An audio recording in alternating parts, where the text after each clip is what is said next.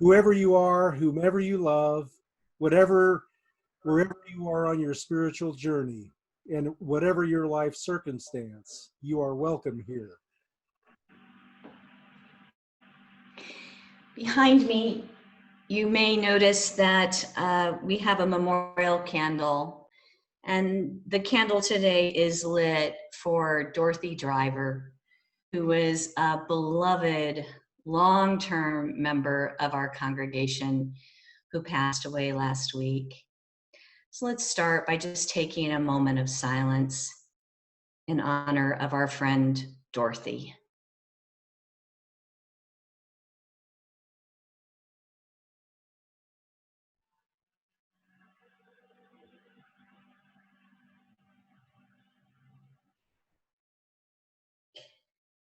We begin our service today with these words of covenant from the UN Environmental Sabbath Program. And unfortunately, this would be a responsive reading if we were together in person, but I'll be asking members of our worship team to read the words out loud, but please read them along in silence or muted at home as well. You'll see them on your screen.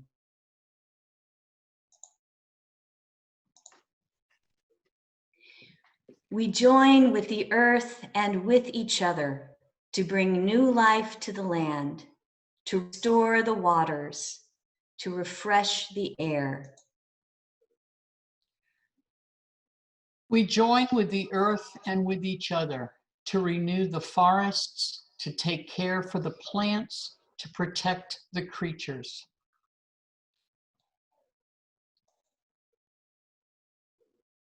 We join with the earth and with each other to celebrate the seas, to rejoice in the sunlight, to sing the song of the stars. We join with the earth and with each other. We join with the earth and with each other to recreate the human community, to promote justice and peace, to remember our children. We join together as many and diverse expressions of one loving mystery for the healing of the earth and the renewal of all life. Today is Marilee Perriam's birthday, and in honor of her birthday, we've asked Marilee to be our chalice lighter today. We light the chalice as a symbol of our sacred time together. The burning chalice represents the light of reason and science, the warmth of loving community, the cleansing heat of justice, and the flame of hope. What a flame. Our opening hymn is number 146, Soon the Day Will Arrive, performed by Kathy Webster, Meredith Dykus, and Thayer Dykus, and you can follow along at home. The words will be on your screen. Soon the day will arrive when we will be together, and no longer will we live in fear. And the children will smile without wondering whether on that day thunder clouds will appear. Wait and see what a world there can be if we share, if we care.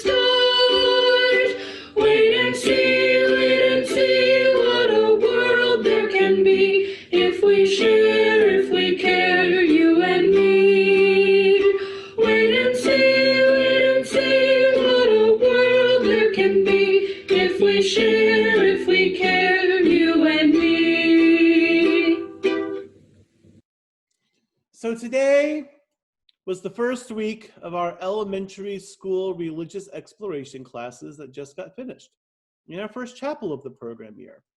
And today we talked about the idea of covenant, specifically how we are together matters. And that covenants are a list of promises that we make each other. And we're a religion that's focused on those promises that we make each other over what any single text tells us to do. But I want to broaden out the idea of covenant with you today. We often think of covenants just with other people. But what about our wider covenant with the environment? I'll admit, I never really thought about it like that before. But we live in a covenant with our wider environment too. So I was going to say that the environment can't really make promises to us back, but the environment makes promises to us all the time. The promise of a new day, the promise that the sun will rise, the promise that rain will eventually come, the promise that it will grow our crops. But I think any farmer or gardener would tell you the earth only promises to grow if we promise to treat it right. So nature shows us that little changes can make a huge impact in complex systems through the chaos theory. And I just heard this new analogy last week around this, so bear with me. So in science fiction, when characters travel back in time, the biggest worry is that they don't make any possible changes to that past timeline because it could screw up the present. Well, if you think about that from a different perspective, little changes we make now could have huge changes down the road that we would never know about. Science teaches us that, and even science fiction teaches us that.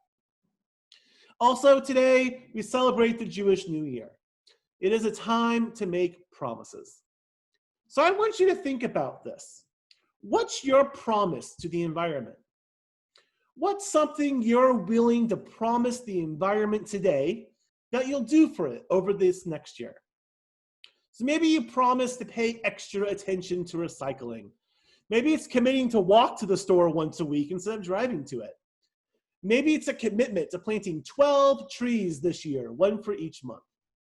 I want you to take a minute, and I want you to think about what your promise is to the environment for the next year. And then I invite you to share those responses in the chat. I'll read a few of those responses out loud. So what do you want to promise the environment this year?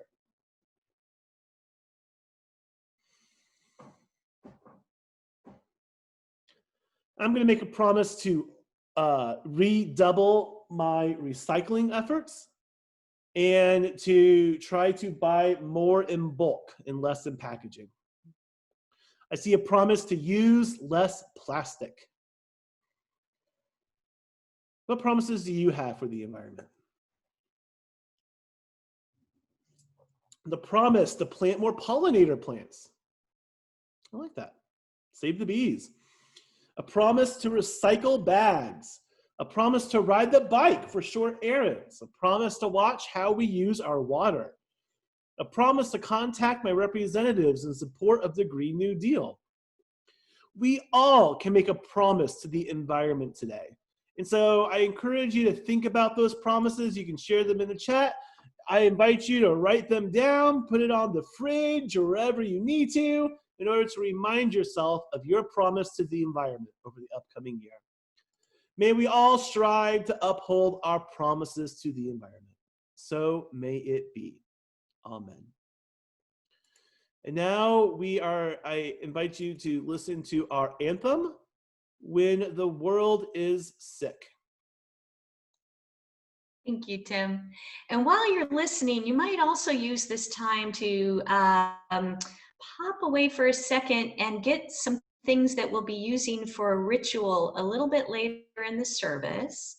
If it's available to you, we'll be using a bowl, a big bowl with a small amount of water in it and some ice cubes.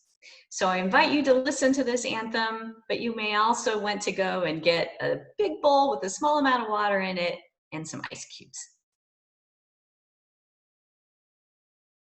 When the world is sick, can no one be well? But I dreamt we were all beautiful and strong. When the world is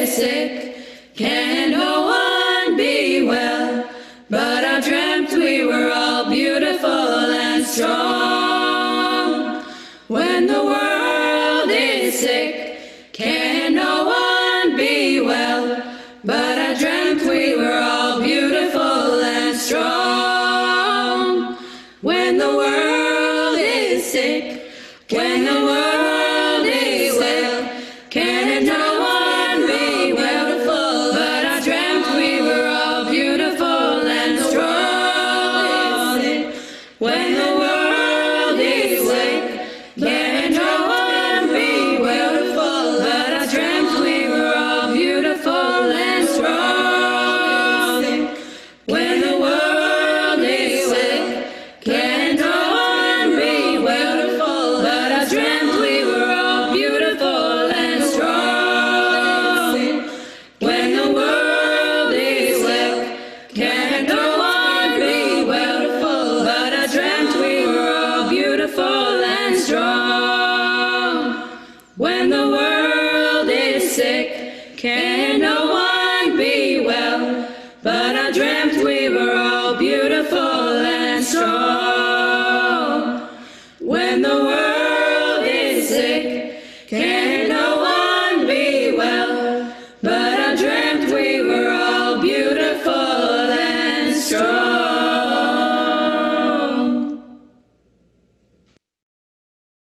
And Scott Harvey is our worship associate today, and he has a reflection for us. We live in interesting times.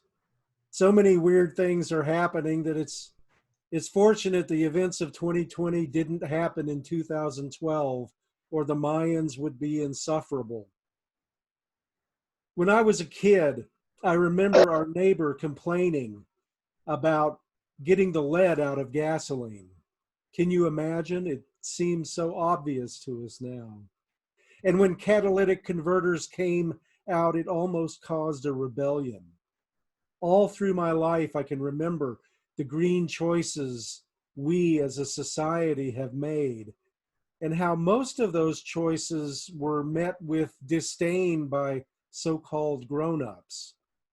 When you swam in the Atlantic Ocean, you just expected there to be coffee cans full of turpentine to clean the tar off your feet. Our failure to properly manage our environment speaks volumes about us. Moreover, we now know that Mother Nature fights back. It's now undeniable. Climate change is wreaking havoc in the West as our forests go up in smoke. It's not just gender reveal parties and careless campers. Human-caused climate change is putting more energy into the system and causing unprecedented storms across the globe. Our lack of foresight and will to change has resulted in extraordinary droughts, floods, and environmental damage. The pandemic has taken a toll on all of us.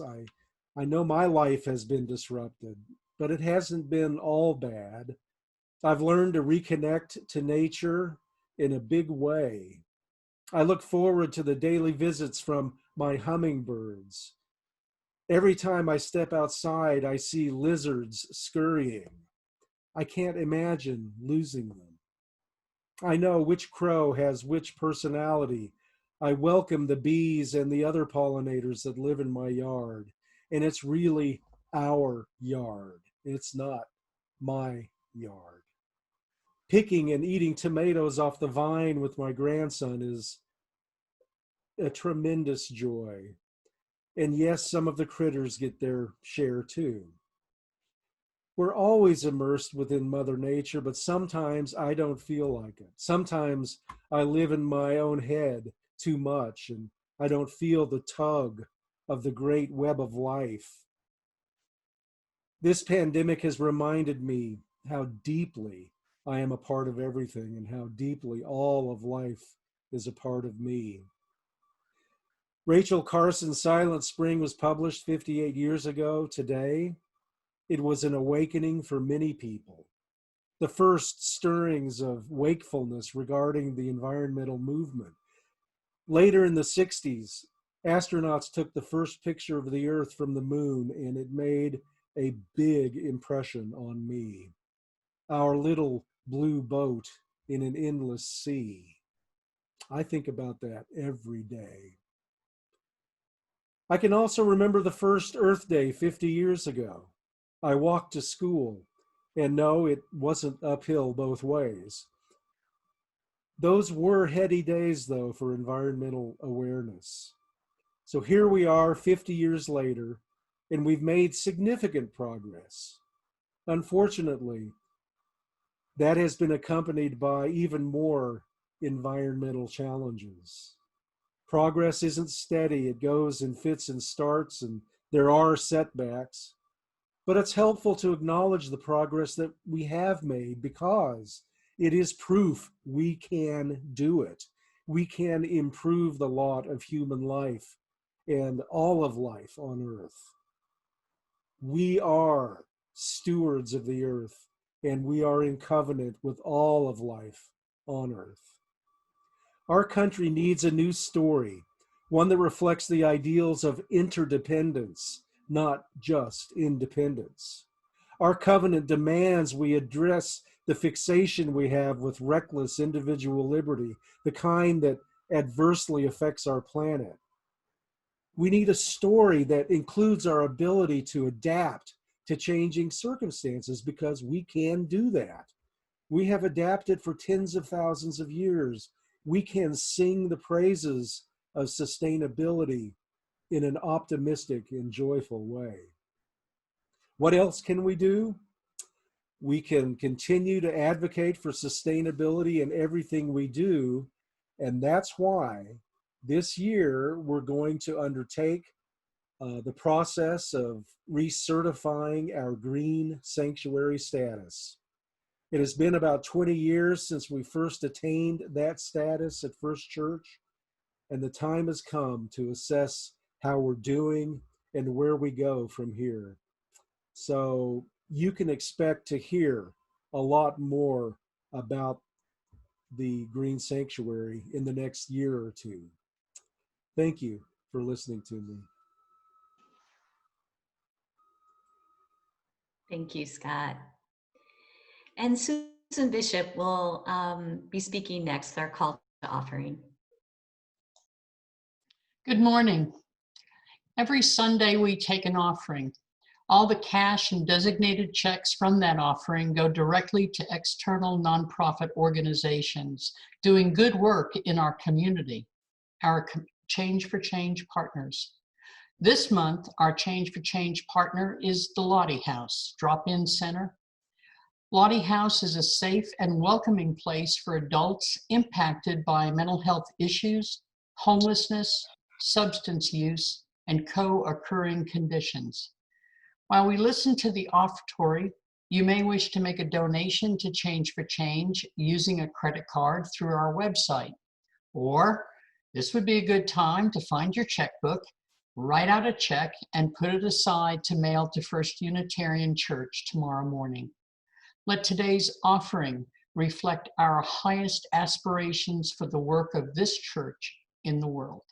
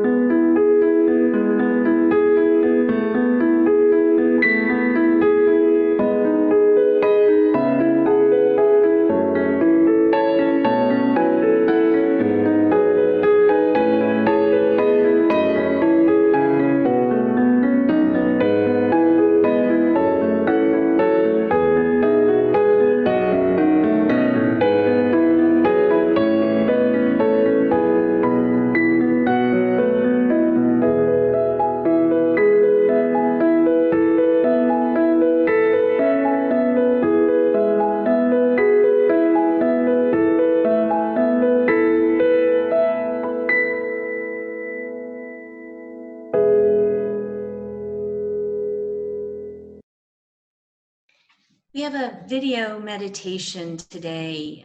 It's a piece by Reverend Joanna Lupkin called Sounding the Shofar.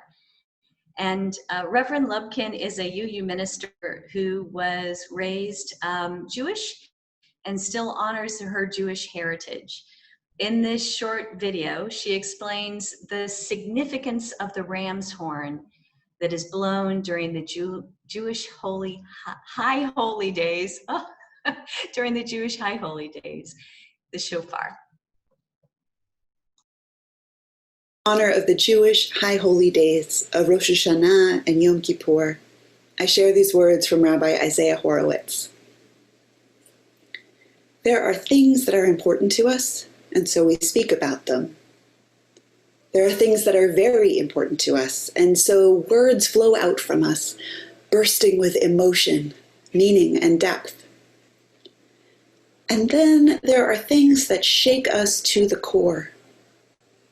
The core of our being does not wait for the mind's permission or for the right words. There are no words that can contain it.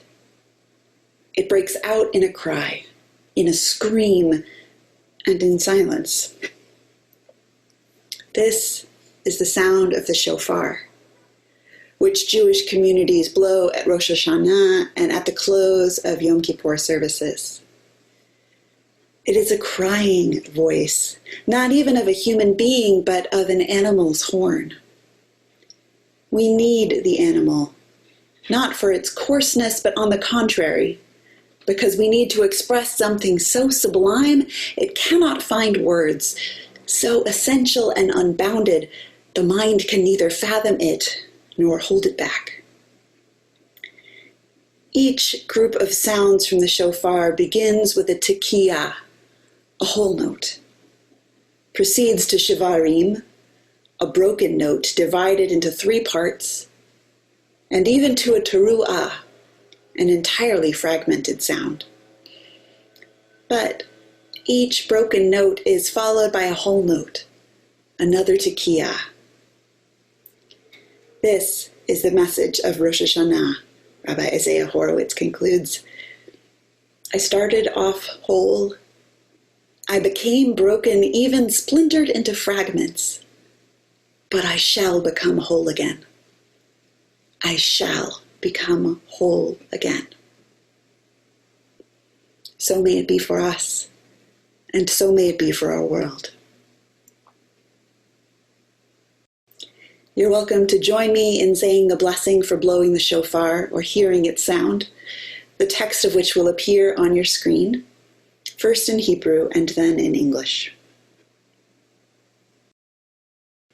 Baruch atah Adonai, Eloheinu melech ha'olam, asher kiddushanu b'mitzvotav v'tzivanu lishmoa kol shofar. Blessed are you, source of all, who has blessed us with the ritual of hearing the sound of the shofar.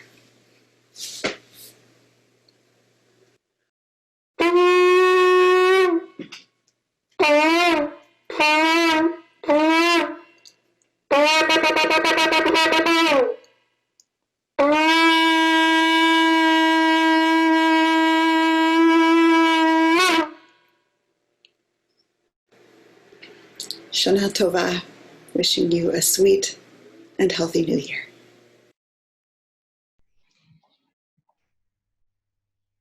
In an ancient temple, a priest takes 2 goats, and he marks one for the Lord and the other for Azazel, the dangerous power that dwells in the remote wilderness, a place of disorder and formlessness.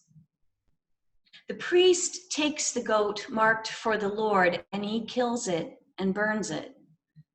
He then takes the second goat and, placing his hands on it, he confesses over it all the wrongdoings of the people, all their offenses. He puts all this on the head of the goat, and then he sends the goat out into the wilderness. And then the priest, along with his assistants, bathe, and they carefully launder their clothes. quote, "And it shall be a perpetual statute for you. In the 7th month, on the 10th of the month, you shall afflict yourselves, and no task shall you do. For on this day it will be atoned for you, to cleanse you of all your offenses." Unquote.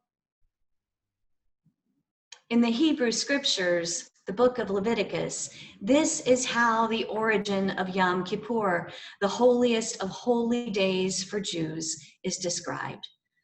Yom Kippur is the climax and the culmination of the 10 days of awe, beginning with Rosh Hashanah, in which Jews acknowledge all the ways they have swerved from the path, all the ways they have wronged others and themselves and something higher than themselves, both individually and collectively. Through prayer, fasting, and ritual, they acknowledge all of the things they regret, and then they let them go in order to move on, in order to create the world anew, full of new opportunities to do things differently, to do things better. Well, this year, as we've already heard, Yom Kippur begins this evening at sunset. Animal sacrifices, thankfully, ended a very long time ago, of course, and the holiday is now a time to be with family, to go to the synagogue to pray, a time of other forms of sacrifice. No work, no eating or drinking until the holiday ends after about 24 hours. But that goat that was sent out into the wilderness to die, or that was actually pushed off a cliff to ensure that it would never return, that goat lives on in a way. In our English word, scapegoat. Now there's a critical difference between the two goats, however. The goat of Yom Kippur was innocent, but the people symbolically placed all their wrongdoings upon it as a way of emotionally and spiritually letting go of all those regrets. No ancient Hebrew would have ever accused the poor goat of having done all those misdeeds. No ancient Jew would have yelled at the goat as it was being herded to its death, "Yeah, that's what you get for yelling at my children and borrowing things from my friends and not returning them." But our scapegoat is different. We modern folk blame the innocent for the mistakes we've made, because that's easier than acknowledging our wrongdoings. We don't have to own up to all the ways we've fallen short if we can just blame someone else for our mistakes. Now, this happens at an individual level, of course. I can remember blaming my little sister for getting me so angry that I said the word "damn" in front of my mother. That was her fault, not mine. But when scapegoating is most dangerous is when it happens at a collective level, when a people, a culture, or a nation, instead of acknowledging their own culpability, find it more expedient to blame someone else. This past year, the world has literally been on fire. Scientists overwhelmingly agree that this is directly related to human-caused climate change. And yet, to acknowledge that we, as a species and as individuals, are in any way responsible for such devastation would itself be devastating, especially for those who've benefited from a structure of privilege that constantly, in subtle and not so subtle ways, tells them that they are the pinnacle of creation, the center of the universe, and that in their capitalist, technological, and industrial drive to consume, they can only be bringing more goodness to the world. To admit to anything short of this would be to shake up their entire worldview, not to mention the structures that hold them in power in the first place. So a scapegoat must be found. And as an aside, I want to say that I'm saying they here, but as a white American of economic privilege, I really should be saying we. The terrible wildfires that blanketed Australia just this past winter feel like they happened years ago now. But it was only in March or in April that the last embers finally turned to ash. Some took that terrible conflagration as a wake-up call, but others refused to acknowledge their role in the disaster. Rumors raged across social media platforms that over 200 people had been arrested for setting fires. Some even accused climate change activists of arson as a form of terrorism. Of course, none of that was true. When fires devastated huge swaths of the Amazon last year, the Brazilian president blamed Leonardo DiCaprio.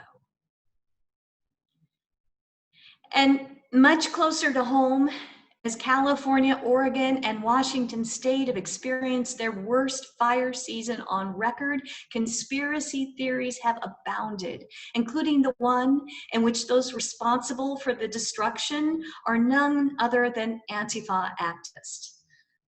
There have been stories of people refusing to leave their burning towns so they can defend their homes against an imaginary army of left-wing anti-fascists. Photographers and journalists have been accused of being Antifa accomplices, and some have been threatened and held at gunpoint. And so that it's clear that I'm not suggesting that only people on the right are using scapegoats as a way of denying their own guilt. For those of us who identify as white liberals, it's worth taking the time to do some deep soul searching and to ask, in what ways is it easier for me to just hate the president or Mitch McConnell or my MAGA hat wearing uncle than to admit my own culpability and the ways I have benefited historically and personally from the system that produced all of these? In what ways do my daily avoidance of conflict, my reluctance to risk my own comfort or safety for the sake of justice, my tendency towards feeling self-righteous when I do finally stand up for justice, or my petty tendencies to conflate how a person looks or talks, or their level of education or their intelligence with their ethical choices? In what ways do all of these things contribute to our current state of affairs and undercut my own potential as a healer and as a lover of justice? It's only through this kind of humble acknowledgement of our own personal and collective failings that we can atone, which in Hebrew just means to get back on track again. This is the lesson of that goat that was sent out into the wilderness. Before we can start over, before we can get a fresh start, we first need to own all the ways we've fallen short, and then let that go. But this acknowledgement of our own complicity and culpability alone won't stop the next round of wildfires. It alone won't change the world. For that, we need to remember that in that temple courtyard in ancient Israel, there wasn't just one goat, there were two. There was the scapegoat, the goat of atonement, and the sacrifice. And here is the wisdom that lies at the heart of that ancient bloody ritual. In order for real change to happen, in order to create a new world, we need both atonement which is the acknowledgement of our past misdeeds and the refusal to be trapped by them in the future, and sacrifice. Of the two, sacrifice may be the harder for our modern Western hearts to accept.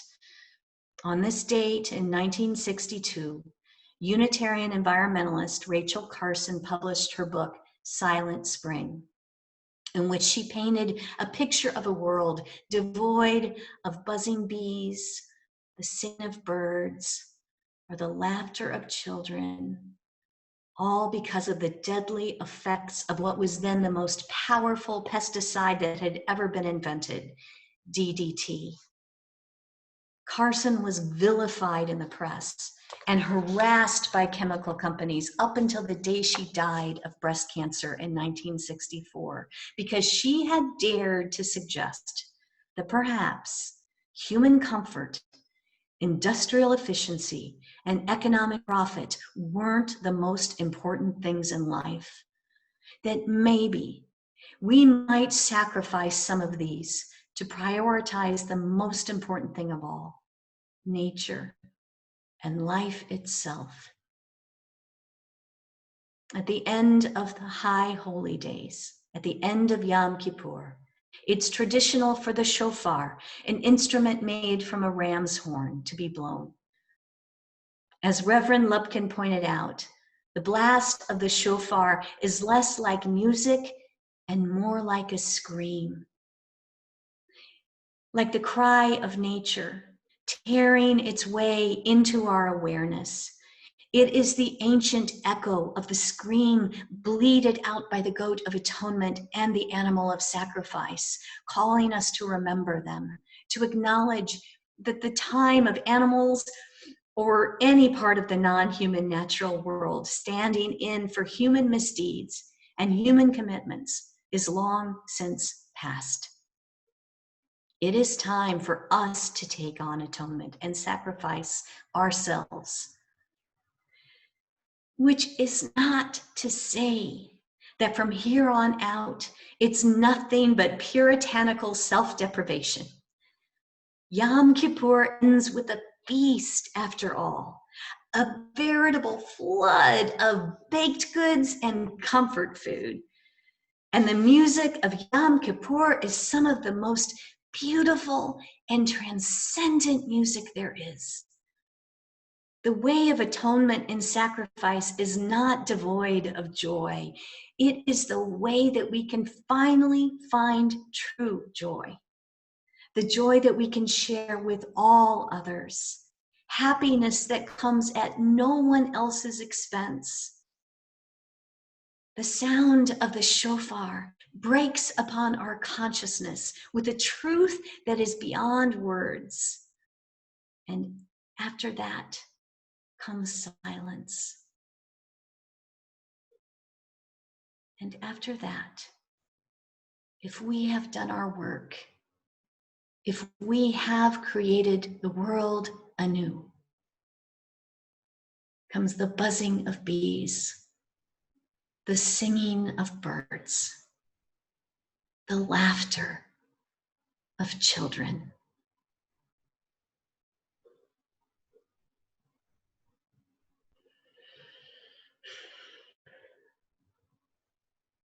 So at this time, I'm going to ask you to get that bowl with some water in it and that bowl of ice cubes as we perform a ritual of cleansing. This is a ritual that is based on tashlik, and I'm adapting this from a ritual that was created by Jake Ehrlich. So the ritual of tashlik is an old Jewish custom that takes place during the high holy days. It involves the symbolic casting of breadcrumbs into a flowing body of water, such as a river or the ocean. But in this time of pandemic, those who want to practice this ritual might not have access to seas or to streams, so we have to be creative and maybe use water from our own homes. While some of us in this congregation celebrate a Jewish heritage, most of us, including myself, do not. So I don't want to suggest that we are practicing Tashlik today, even as we pay homage to that tradition and honor the Jewish people who created it. Today, we're inspired by Tashlik to create our own ritual of healing and cleansing, especially as it relates to our relationship with the earth. So again, for this ritual, we have a large bowl of water that has some water in it. And then we have a bowl that contains some ice cubes. So let's begin by just settling in, taking a few deep breaths. And then take an ice cube or two and just hold them in your hand. And it might hurt a little bit. It might be a little uncomfortable. As you feel the chill of ice in your hand, imagine that your hand is the earth. Notice how the ice begins to melt quickly in the same way the earth's ice is fast disappearing.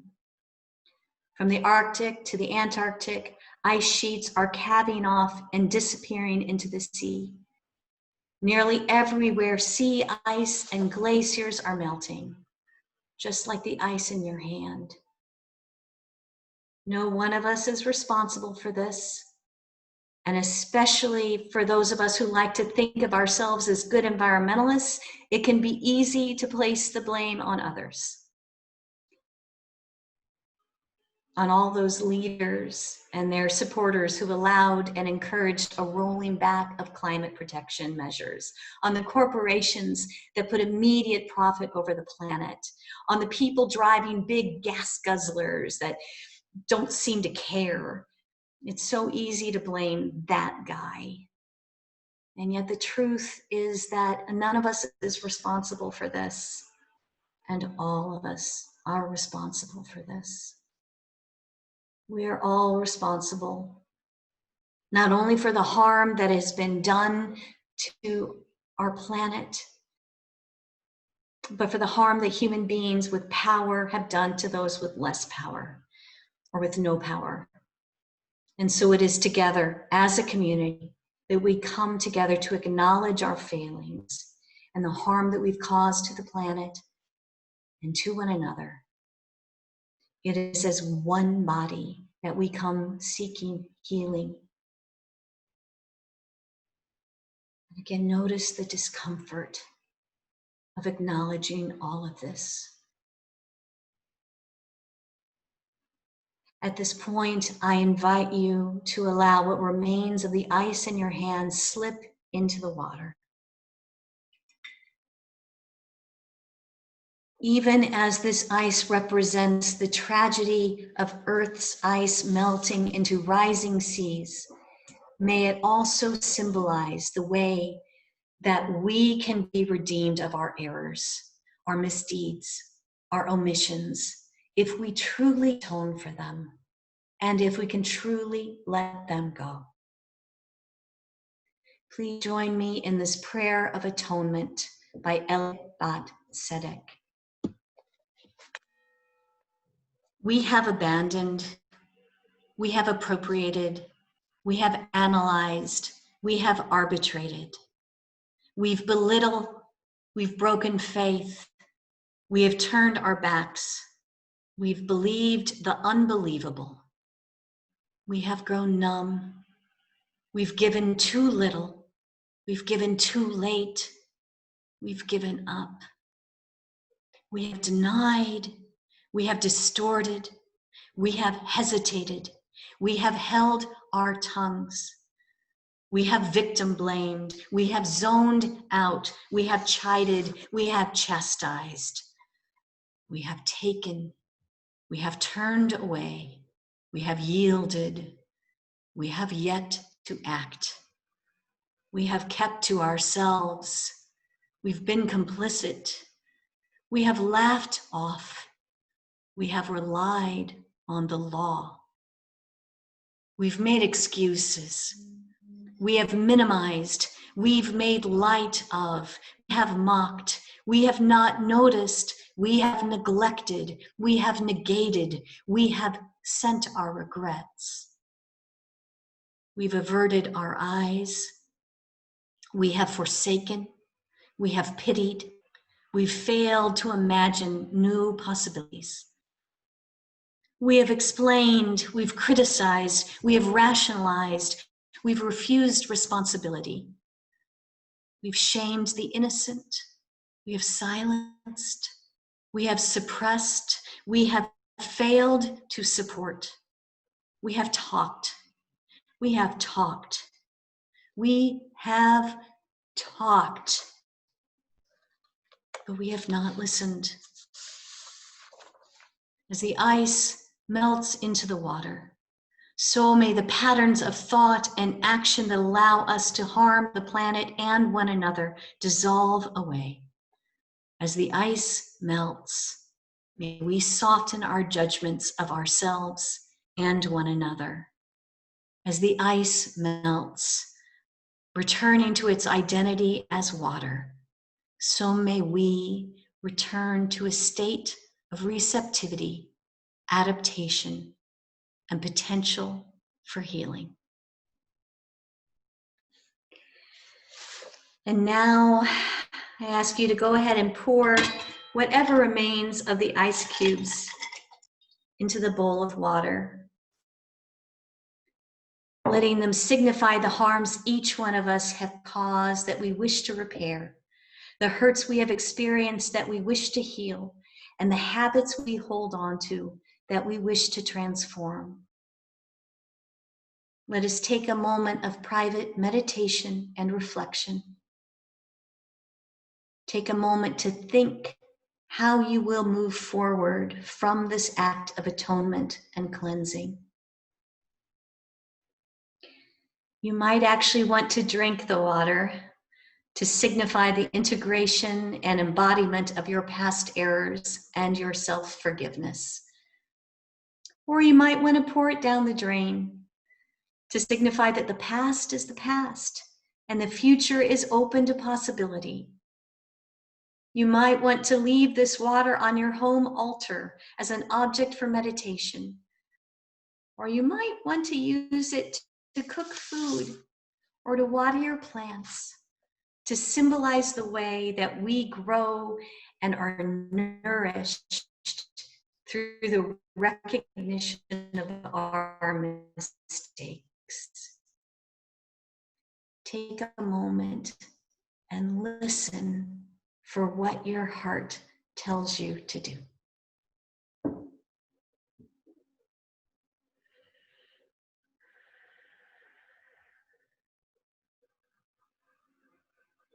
Blessed be.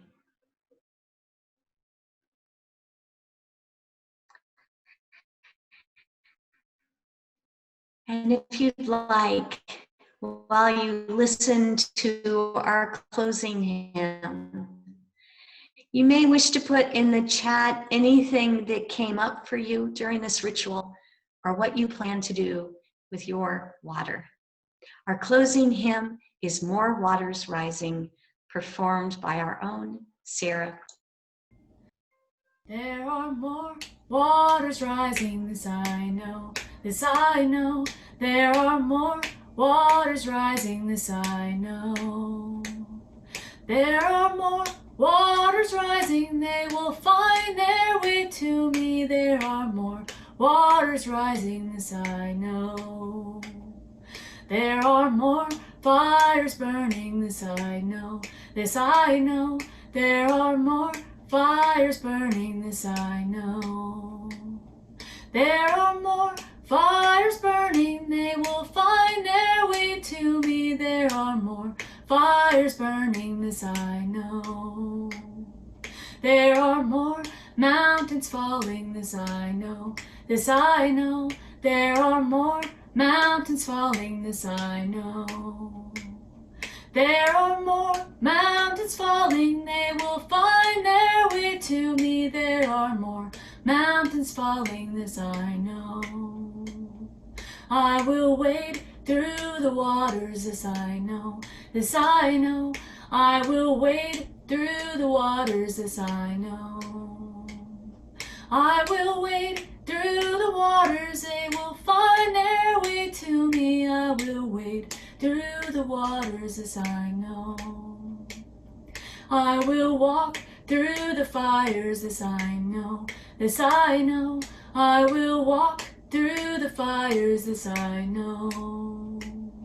I will walk through the fires when they find their way to me. I will walk through the fires, this I know. I will rebuild the mountains, this I know, this I know. I will rebuild the mountains, this I know. I will rebuild the mountains when they find their way to me. I will rebuild the mountains, this I know. I will wade through the waters, this I know, this I know. I will wade through the waters, this I know. I will wade through the waters when they find their way to me. I will wade through the waters, this I know. I will wade through the waters, this I know. Marilee, would you extinguish Alice? Yes. Okay, Anna, go ahead. We extinguish this flame, but not the light of love and community which burns in our hearts. May you all go in peace into the rest of your day, into the rest of your lives, able to acknowledge ways that you have fallen short and able to let those things go so that you remember that in your essence, you are beautiful and you are good. Together, may we do the work of creating a new world. Blessed be.